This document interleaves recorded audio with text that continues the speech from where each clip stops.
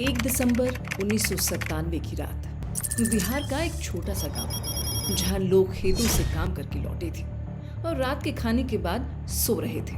कुछ घरों में बातें हो रही थी तो कहीं बच्चे सोते सोते कहानियां सुन रहे थे। लेकिन तभी रात के अंधेरे में हथियारबंद लोग आए, दरवाजे तोड़कर गोलियां चलाने लगे। उन हमलावरों ने मासूम बच्चों को भी नहीं बख्शा। सिर्फ कुछ घंटों में पूरा गांव खून से लाल हो गया। ये घटना है बिहार के लक्ष्मणपुर बाथे की, जिसे इतिहास कभी नहीं भूल सकता। 1990 के दशक का बिहार जातीय संघर्ष और हिंसा से जूझ रहा था। जमीन और सम्मान की लड़ाई ने कई गांवों को जलाया। दलित और पिछड़े वर्ग के लोग मजदूरी कर घर चलाते थे, जबकि दूसरी ओर जमींदार अपने वर्चस्व को बनाए रखने के लिए किसी भी हद तक जाने को तैयार रहते। इसी दौर में रणवीर सेना उभरी, एक निजी मिलिशिया जिसे भूमिहार जाति के लोग चलाते थे। दूसरी ओर CPI-ML लिबरेशन जैसे वामपंथी नक्सली संगठन दलितों और गरीबों को इकट्ठा कर रहे थे। इन दोनों के बीच लगातार टकराव हो रहे थे। दलित गांवों पर हमले आम थे और सवर्णों के खिलाफ भी नक्सली कार्रवाइयां होती रहती थी। 1992 का 12 नरसंहार, जिसमें लगभग 35 भूमिहारों की हत्या हुई, इस तनाव को और गहरा कर गया। रणवीर सेना ने इसे दलित और नक्सलियों का हमला माना और 12 नरसंहार के 5 साल बाद 1997 में लक्ष्मणपुर बाथे गांव की घटना हुई, जिसे गांव के लोग कभी भूल नहीं पाए। 1 दिसंबर 1997 की रात थी। ठंड का मौसम था और लक्ष्मणपुर बाथे गांव के लोग अपने अपने घरों में आराम कर रहे थे। ये गांव सोन नदी के किनारे है। दिन भर मजदूरी करने के बाद दलित बस्ती के लोग खाना खाकर सो चुके थे। बच्चों की हंसी ठिठोली थम चुकी थी और चारों तरफ खामोशी थी। लेकिन उस खामोशी को तोड़ने वाला तूफान पहले ही गांव की ओर बढ़ रहा था। रात करीब 11 बजे 100 के आसपास हथियारबंद लोग नाव से सोन नदी पार कर गांव की ओर आए। ये लोग रणवीर सेना से जुड़े हुए थे। हाथों में पिस्तौलें और तलवारें थी। इनका इरादा सिर्फ डराने का नहीं था, इनका मकसद था पूरी बस्ती को मिटा देना।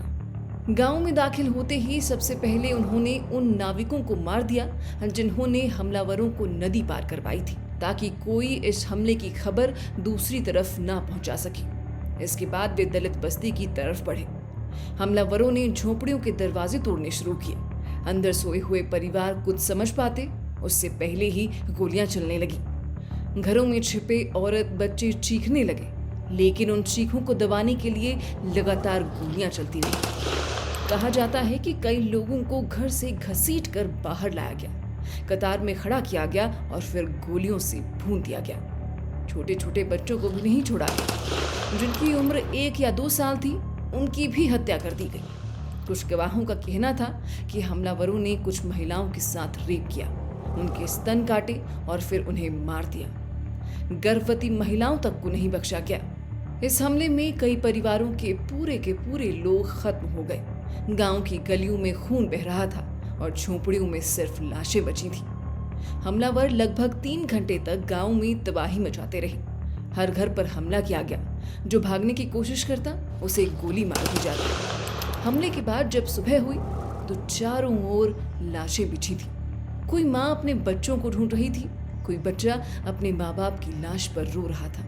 पूरा गांव खामोश था, बस रोने की आवाजें थी। घटना के बाद बिहार और पूरे देश में सनसनी फैल गई। मीडिया ने इसे भारत का सबसे भयानक जातीय नरसंहार कहा। बिहार में उस वक्त राबड़ी देवी की सरकार थी। सरकार को दबाव में आकर जांच बैठानी पड़ी।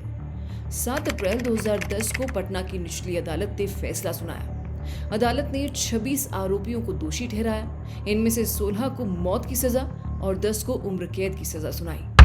आरोपियों को मौत की सजा पीड़ित परिवारों के लिए न्याय की एक छोटी सी किरण थी। लेकिन कहानी यहीं खत्म नहीं हुई। 9 अक्टूबर 2013 को पटना हाई कोर्ट ने सभी 26 दोषियों को एविडेंस की कमी के चलते बरी कर दिया। इस फैसले ने पीड़ितों के परिवारों की उम्मीदें तोड़ दी। धीरे धीरे समय बीतने लगा और इन 26 आरोपियों में से कई की मौत भी हो गई। वे बिना किसी सजा भुगते अपनी प्राकृतिक मौत मर गए। यानी कानून की नजरों में आज भी उस नरसंहार के लिए कोई दोषी नहीं है। 58 लोगों की बेरहमी से हत्या कर दी गई, लेकिन पीड़ित परिवार हमेशा इंसाफ का इंतजार ही करते रहे। किसी भी आरोपी को कोई सजा नहीं हुई।